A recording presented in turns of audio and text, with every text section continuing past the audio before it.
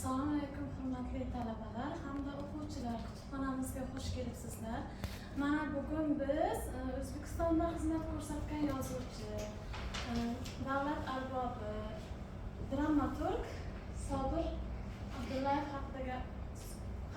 hayoti va ijodi haqida tanishib chiqamiz. Yozuvchi dramaturg Sobir Abdullayev, ya'ni Sobir Abdulla taxallusi bilan ijod qilgan. Bu kishi O'zbekiston xizmat ko'rsatgan yozuvchisi, dramaturgi, san'at arbobi. 1905-yilda Farg'ona viloyatining Qo'qon shahrida tavallud topgan. Ya'ni 18-sentyabrda ishchi oilasida tavallud topgan. Uning otasi va onasi ilmli, ziyoli inson bo'lgan. Dadasi esa Abdullajon Sobirov, Abdullajon Alimov 1863-yilda Farg'ona viloyatida tavallud topgan. U kishi oliy ma'lumotli bo'lgan, kotib bo'lib ishlagan. U kishi o'zbek, tojik, fors she'riyatiga qiziqqan. Shu davrning shoirlari bilan, ya'ni taniqli shoirlari bilan do'st bo'lganlar. Mavlono Furqat kabi olimlar bilan do'st bo'lganlar.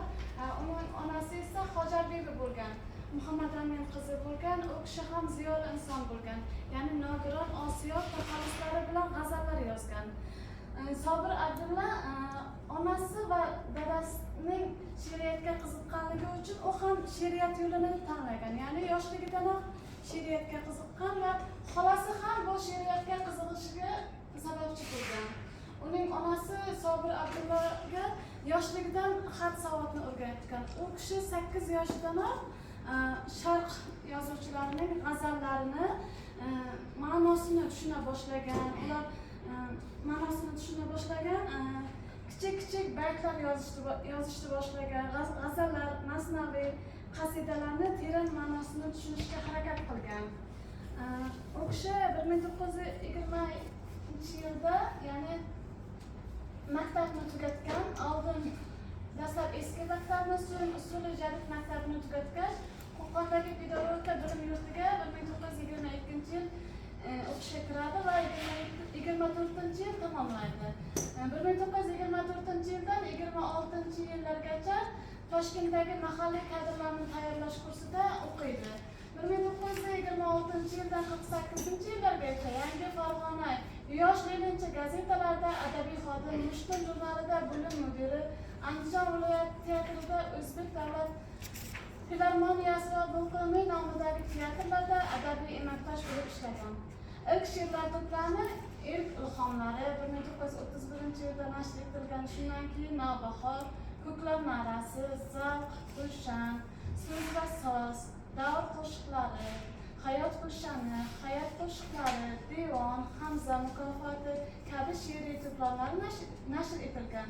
Sobir Abdullayevning she'riy ijodi lirika, hajviyot va dostonlardan iborat bo'lgan. Sobir Abdulla aruz vazniga qarshi kurash va umumiy badiiy ijodni mafkuralashtirish jarayonini kechgan bir davrda o'zbek adabiyoti klassifikatsiyalarining boy poetik an'analarini davom ettirib, mumtoz adabiyotimiz bilan zamonaviy adabiyot o'rtasida o'ziga xos ko'prik vazifasini o'tagan inson hisoblanadi.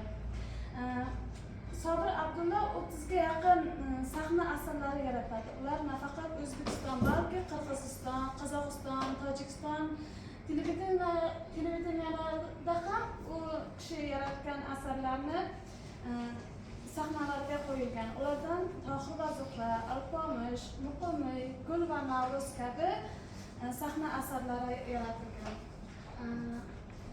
U kishi 1972-yil 24-oktyabrda Toshkentda vafot etadi va qabrlarini Chig'atay qabristoniga dafn etiladi.